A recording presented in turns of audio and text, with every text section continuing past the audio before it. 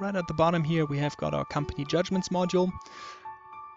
This is where we show commercial judgments against the potential supplier. If we have any listings, then they would be shown here with this type of information. In South Africa, we keep all commercial judgments that have not been rescinded on our database for 5 years, and then we would list them all here. Whereas in Africa, then this would be a separate exercise where we would have to go to the main high courts in the main areas of operations of the suppliers. So this is at an extra charge in the rest of Africa.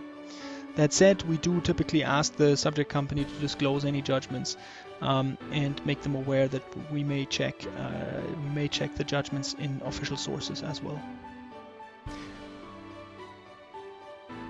Judgment information, of course, is relevant because it can point to performance issues if it was another company that has sued the vendor, or to integrity issues if it is some kind of non-compliance or fraudulent activity, or compliance issues when the subject company has been sued by some kind of government entity for non-compliance with laws or regulations or revenue authority requirements.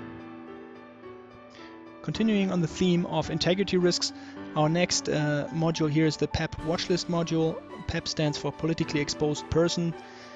This is where we check the name of the company, the shareholders and the directors against one of the largest databases of politically exposed entities, as well as a list of over 550 sanctions and watch lists around the globe. So this is just a high-level assurance that you're not dealing with a highly problematic entity here.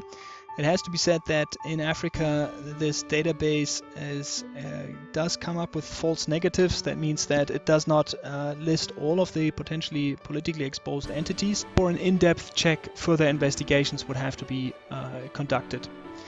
As for the watch and sanctions list check, this is a conclusive database check. So if the name does not appear on that list, this individual is not listed on any of those sanctions or watch list. A full selection of the sanctions and watch list covers is available upon request here at Inoxico. Lastly, talking about integrity risks, we've got our compliance information module, which will soon be called the Bribery and Corruption Risk Assessment module. This module takes as a starting point the Transparency International Corruption Perception Index for the particular country of operation that your supplier is operating in. So here's then the score that Transparency International has given this country, the ranking, where it ranks globally, and just a short reminder that 0 is the worst ranking and 100 is the best ranking. So South Africa with 44 is doing not too badly, but is definitely not in the top 10. If you want to read more about the Transparency International Corruption Perception Index system, then you can click on this link here and it takes you straight to that website. It's interesting to note that UK courts have actually validated that the TCPI, which is the short for the Transparency International Corruption Perception Index, is actually a valid starting point for a risk assessment related to bribery and corruption. So this is whilst it is a broad statement about just the country and the perceived level of corruption in the public sector of that particular country, taking this as a starting point to say how deep do we need to dig into the compliance of our suppliers is actually a very, very valid starting point and has been validated as being a reasonable approach to risk management. So because the TICPI is based on perceived levels of corruptions in the public sector, we actually look at now, based on the information that we've been able to gather in the rest of the report, how high is the exposure of the subject company to the public sector.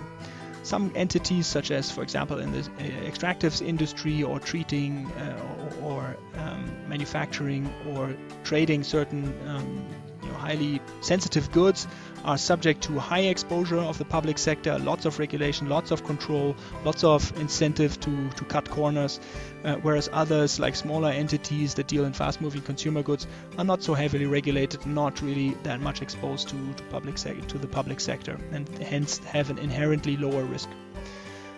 This is also the part of this module where you would find any kind of adverse media exposure related to bribery and corruption issue of that particular entity. So we do our desktop research here. So after having established the risk and the exposure to that risk, we now look at the mitigating factors that would help treat such a risk to an acceptable level. So we ask the subject companies whether they do have a compliance policy, whether they are willing to attach this document. If so, then we would say here attached, and if they have a designated focal point for compliance matters. Because having a designated focal point that takes responsibility and accountability for these issues shows that the company has thought about this and also enables further follow-up by yourselves or the interested parties. Lastly, we take a look at all of these factors: the risk, the exposure, the mitigating factors, and we arrive at a risk score which tells the company is doing okay or whether it's doing badly. 1 being the best and 6 being the worst risk score here, as indicated by the color code.